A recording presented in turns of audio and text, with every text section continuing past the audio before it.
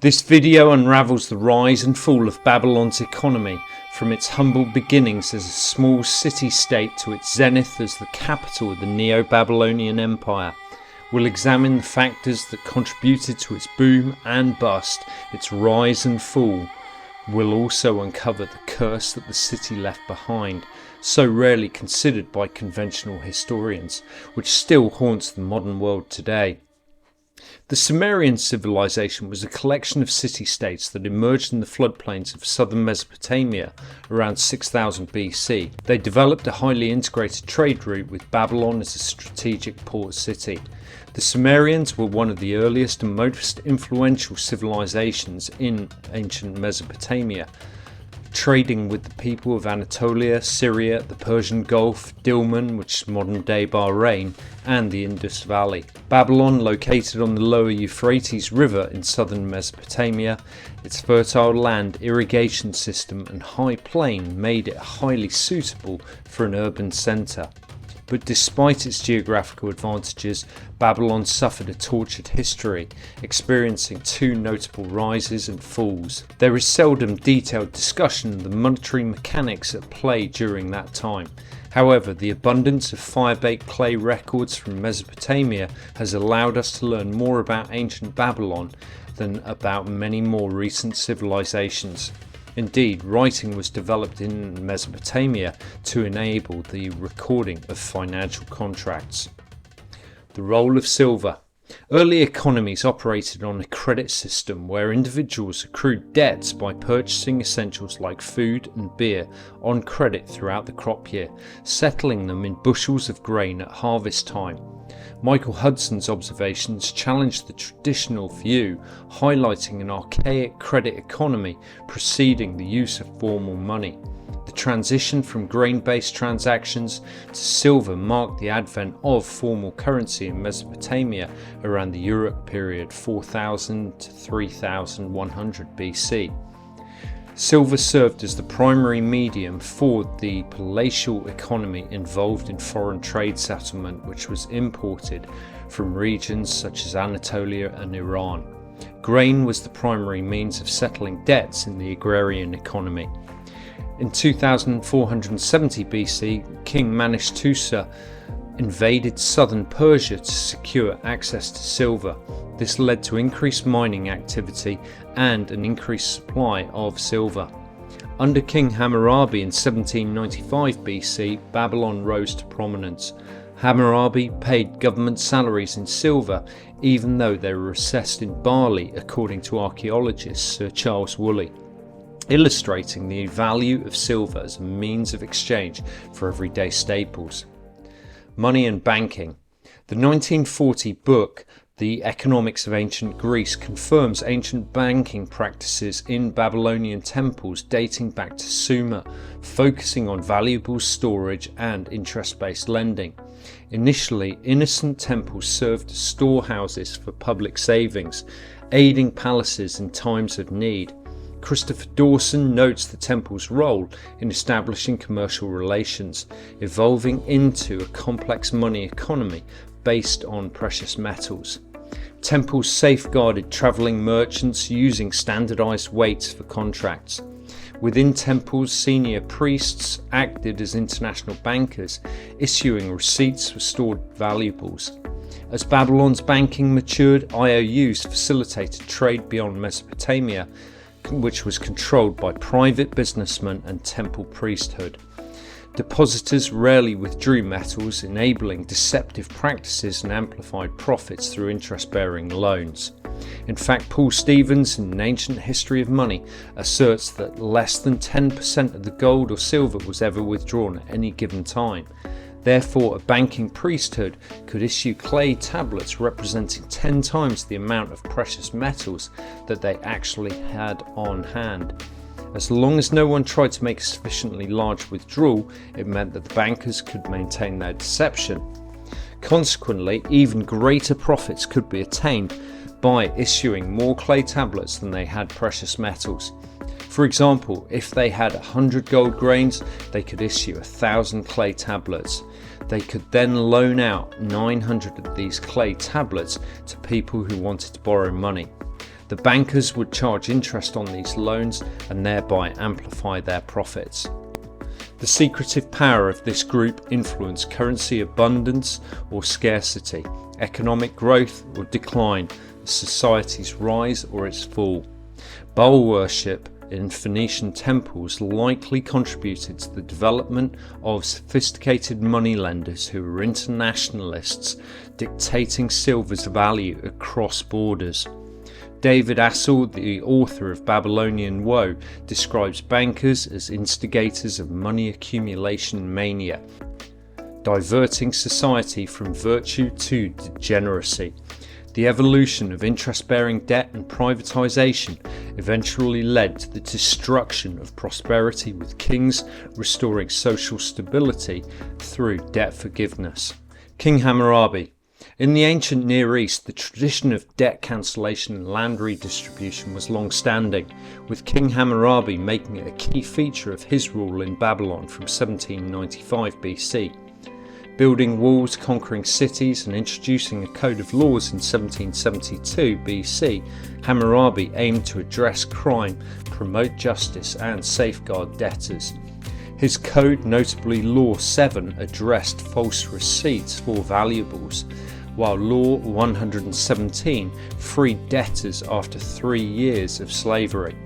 Subsequent rulers like Amisaduqa declared debt cancellations, recognizing the societal dangers of vast debt accumulation.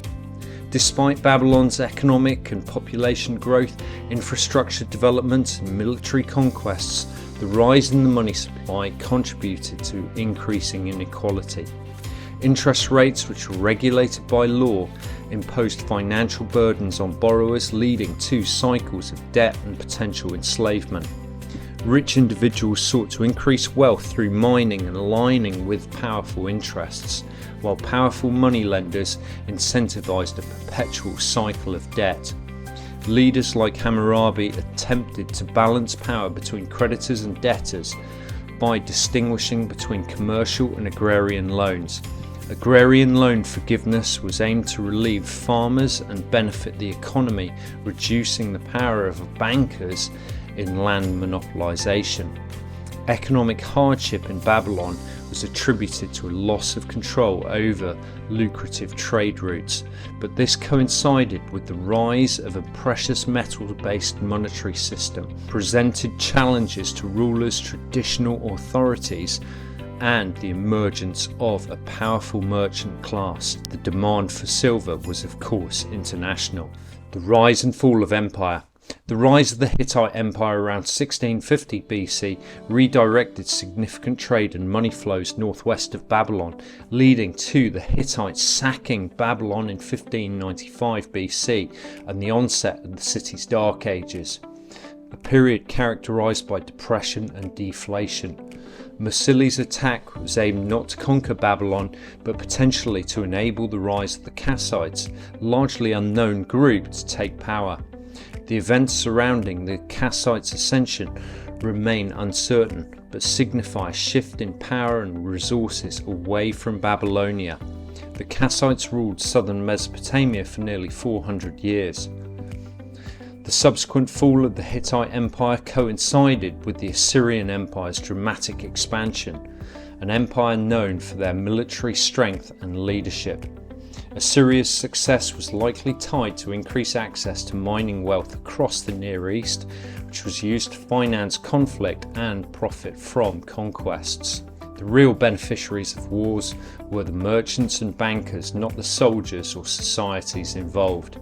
The Assyrian Empire's vastness and success stemmed from financial organization, seizing precious metals through conquest to repay debts. However, empires eventually decline when resources diminish, leaving behind waste and devastation, as seen in the economic problems that then beset the Assyrian Empire. A new era for Babylon. Between 614 and 612 BC, Babylon, led by Nabopolassar, defeated the Assyrians with the help of the Medes, ushering in a prosperous era under Nebuchadnezzar's rule. Nebuchadnezzar's ambitious projects like the Hanging Gardens symbolized Babylon's prosperity.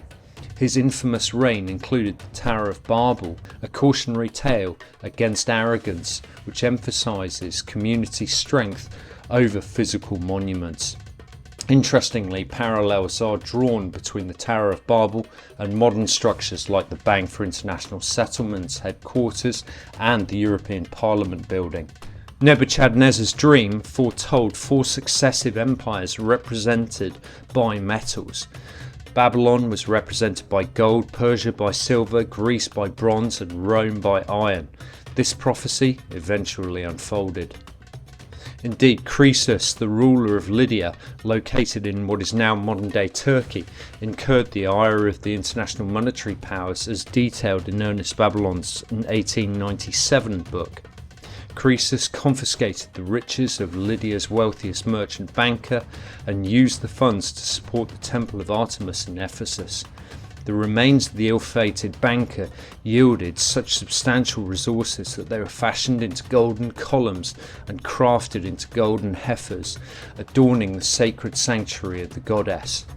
Cyrus, who later became known as Cyrus the Great, defeated Croesus and in 539 BC captured Babylon courtesy of a highly organised supply chain, plenty of mercenary soldiers and the best available weaponry. At the time, it is believed that 3% of the people owned the wealth of the Babylonian civilization, according to an article in the American Mercury magazine. As we've seen, empires fall when there's no more land for taking, no more monetary bullion for looting, and the known mines have dried up. Waste and devastation is so often all that is left behind. As David Assel so keenly states, one thing becomes clear out of this turmoil of rising and falling empires at the first millennium BC, particularly that calamitous succession of Assyrian, Neo-Babylonian and Persian empires respectively, and that is, in a world where treasure had become totally equated in the people's minds with wealth, as expressing relatively large sums of the monetary unit, no sooner had one power gathered all such treasure in a given area into its storehouses and safe deposits by conquest, plunder and sack, then such treasure temporarily creating boom moved on again, as likely as not to form the base of those credits granted by international money powers towards the purchase of arms and the best of mercenary soldiers by that next power destined to arise and to be the new conqueror. And so the curse of money and debt, conquest and destruction that originated in Babylon is still with us today. Failing to pay debt service leads to the forfeiture of property. Indeed, governments and entire nations are now being sacrificed as global creditors privatise their lands, natural resources and public monopolies. Our minds have been subverted into believing that we need more money to be happy and to demonstrate our success via material wealth. This inevitably fuels the need for debt and desperation for money. Meanwhile, talk of debt cancellations remains entirely absent from modern discourse, despite the fact that one of the laws of Moses required debtors to be released from their debts every 7 years. Nevertheless, true happiness comes from our relationships, our health, a sense of purpose, and strong communities. This is what we must truly prioritise. But if you would like to find out more about the age-old struggle between creditors and debtors, do make sure you check out this next video. Thanks so much for joining me, and I look forward to seeing you next time. Bye bye.